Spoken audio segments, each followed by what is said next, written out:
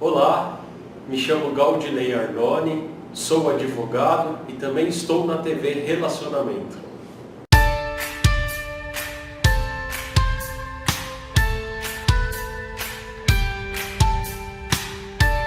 Bactéria, primeiramente queria agradecer muito estar hoje aqui colaborando. Esse nosso blog, ele refere-se a estudos, né? Que se refere na questão da área de saúde, por isso chama-se Estudo em Foco Saúde. Eu sou administrador hospitalar, trabalho já na área de saúde há mais de 40 anos.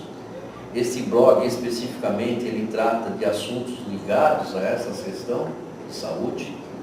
E eu queria primeiramente agradecer muito por você estar aqui hoje colaborando com a gente, para que a gente possa fazer uma ou duas perguntas aí, para você colaborar com o nosso público.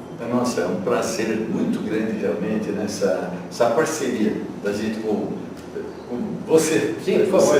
Você do sindicato, sim, do Sindicato Cultural de Santas Casas. Sim, sim. É super importante, principalmente nessa época que nós estamos, né? Sim. Nessa fase do Brasil, assim, pós-pandemia, ou ainda nem acabou a pandemia, né? Nós estamos nessa fase.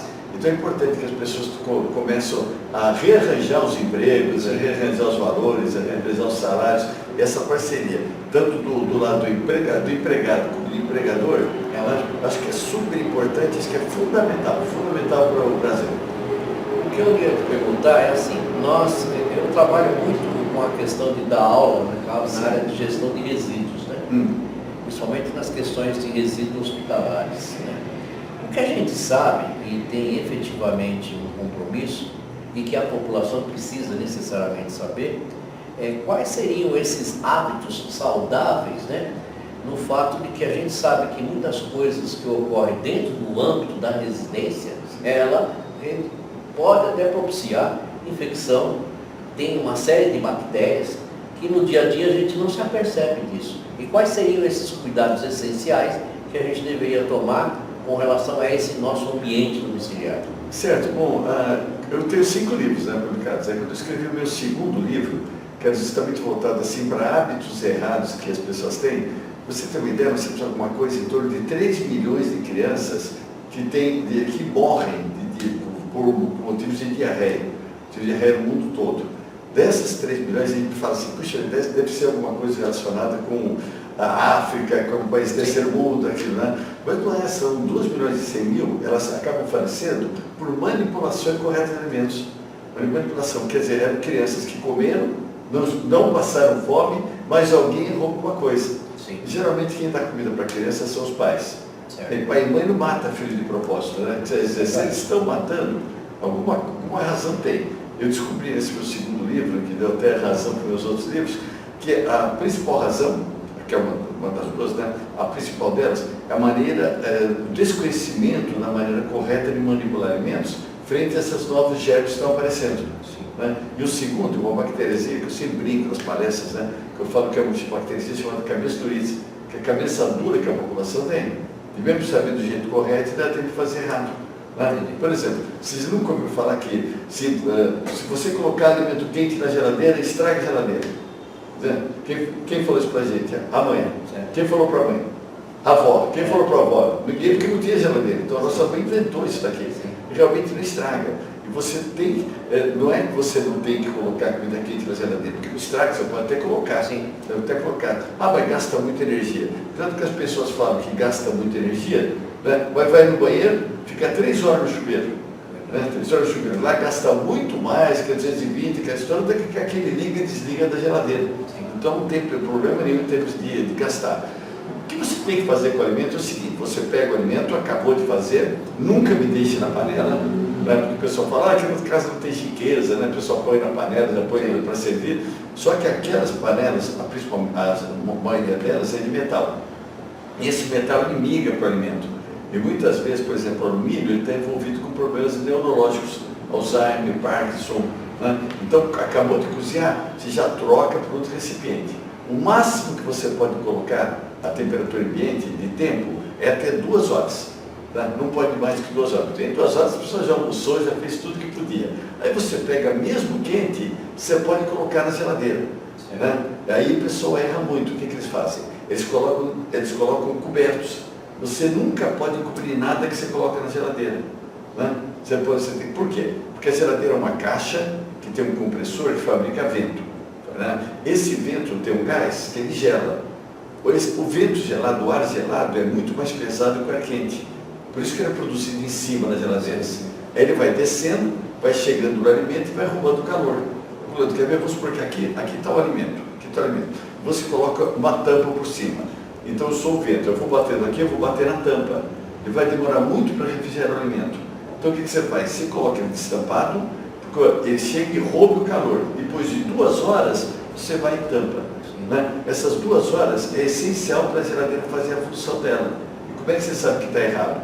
Quando você olha na tampa, daquela Tupperware, daquele prazo, está todo molhado, está tudo suando na tampa. Né? E você acha que hoje, por exemplo, boa parte das pessoas tem o hábito, né, de adquirir essas marmitas que elas já vêm feitas, né? Sim. E elas são guardadas dentro do próprio congelador, fechadas, né? Isso é errado? Então, isso daqui, quando a pessoa compra a marmita, o fabricante já deveria ter feito isso. Né? Ele deveria ter colocado, destapado, depois de 2 horas ele tampa. Depois, nesse momento, ou você deixa, se for usar até 5 dias a geladeira com uma temperatura inferior a 4 graus, você pode usar, você pode deixar na geladeira. Agora eu quero fazer um alimento para comer daqui a 1 mês, 2 meses, 3 meses. Aí o que você faz? Você tira da geladeira nesse momento, que ela já resfriou, e põe no freezer. Põe no freezer. As diferenças básicas é que na geladeira você põe bem separado, para que aquele ar se movimente sobre o alimento.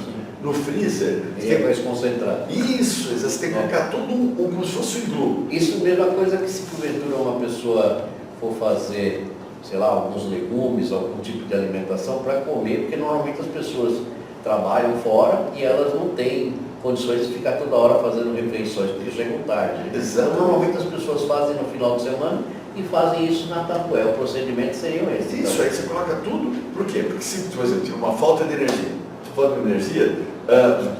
no freezer, uma mantém a temperatura da outra. Então por isso que elas têm que ficar fechadinhas. Agora a geladeira não, a geladeira você tem que deixar espaço para que elas se movimentem. Né? Tem que comer até 5 dias. Agora em termos de freezer, em termos de congelamento, sempre uma temperatura inferior a menos 18, menos 17, né? Nunca ficar abrindo, o pessoal gosta de abrir para ver o que tem, né? Isso, eu recomendo pessoas fazerem o seguinte, colocam uma etiquetinha, colocam no papel e gruda bem na porta, na frente do freezer. Já sabe o que tem lá. Já sabe o que tem, dá uma olhada, só vai usando e vai dando baixa. A gente precisa abrir e fechar, porque a pessoa tem costume, né? Faltou energia, meu Deus, deixa eu ver o que tem dentro. Para que fez isso? Sim.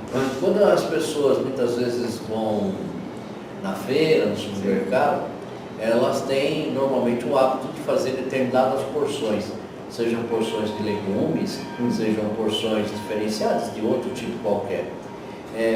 Esses mesmos que ainda não estejam cozidos ou até mesmo cru, eles devem seguir o mesmo procedimento. A mesma coisa.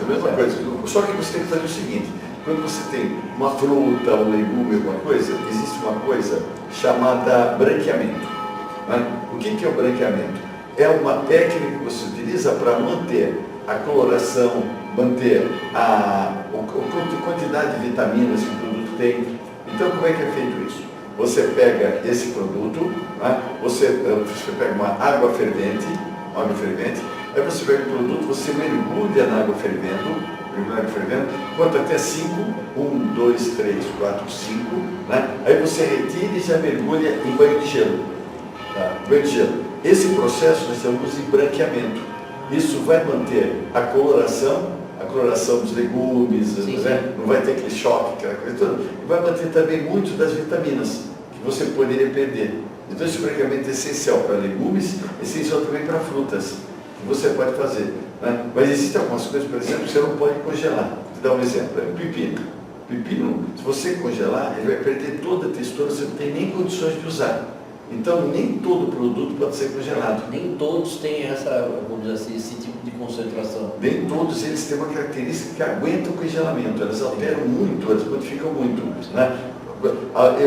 Já me perguntaram, e morango ele altera. Né? Depende para que você quer utilizar. Se você quiser utilizar para fazer um doce, para fazer um suco de morangos, você não tem problema nenhum, você pode congelar, inclusive fazer a polpa, né?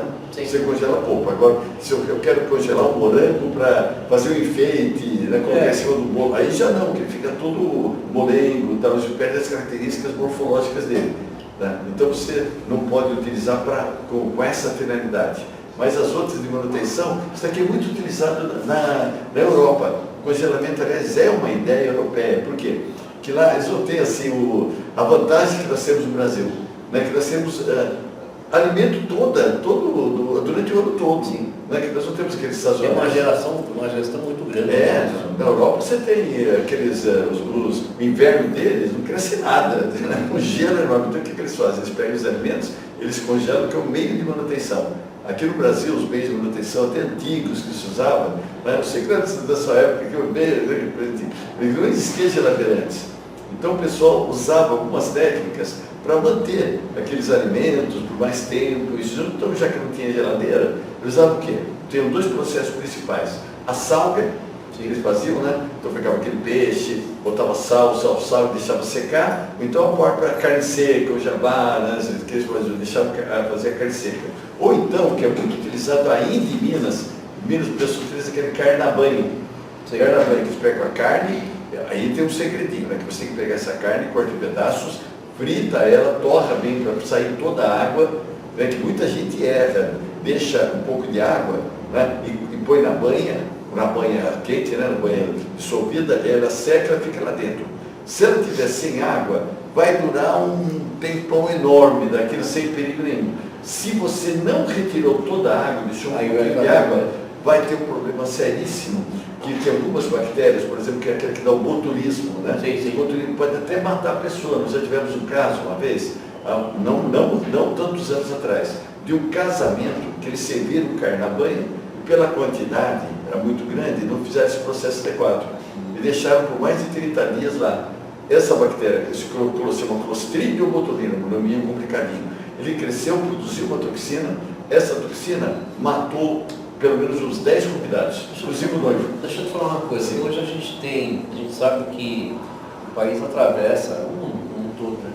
Atravessa o fato de que as pessoas estão ficando com mais idade. Sim. E nós temos hoje uma quantidade de uma população já um pouco velha, né?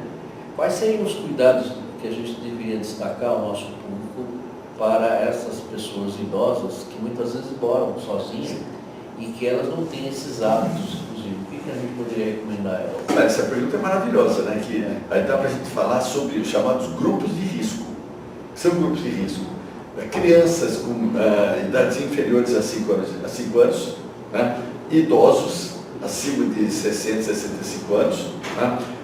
Mulheres grávidas e aqueles chamados imunodeprimidos, que são imunodeprimidos, aquelas pessoas que estão com tratamento de câncer, transplantados renais, né? Todos esses 4 grupos que eu falei, eles têm um sistema imunológico rebaixado. Tá?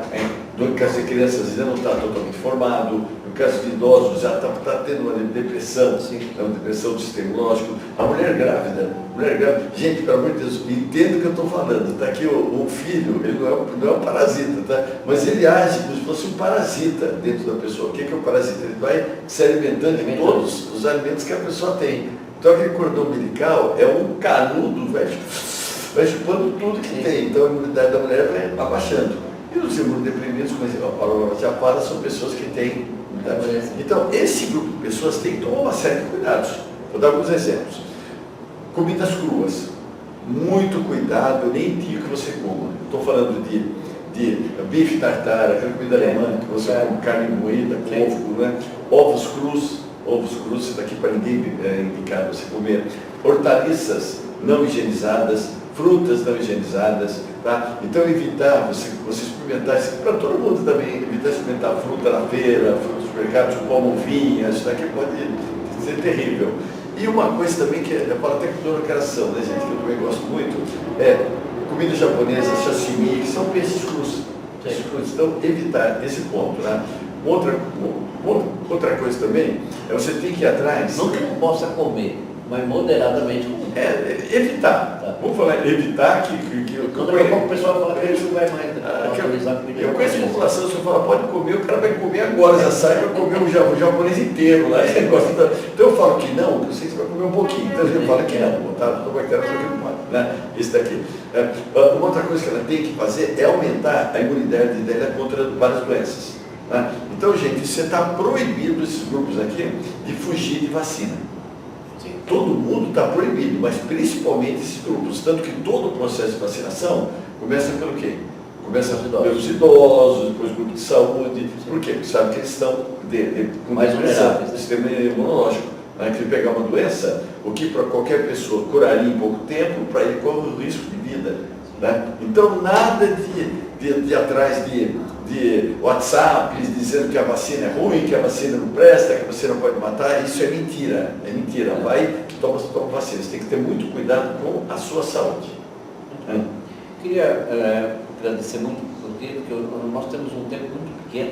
Que pena, para a gente fazer. Falar. Mas eu quero deixar desde já, vou fazer um convite também, para que você possa depois fazer algumas matérias para a nossa TV Relacionamento. Com certeza. E a gente vai marcar outras oportunidades para a gente falar sobre os temas. Eu acho que talvez a gente possa gravar outros programas de maneira um pouco mais pausada. Eu tenho um orgulho muito grande de você. Também queria prazer. Tá bom?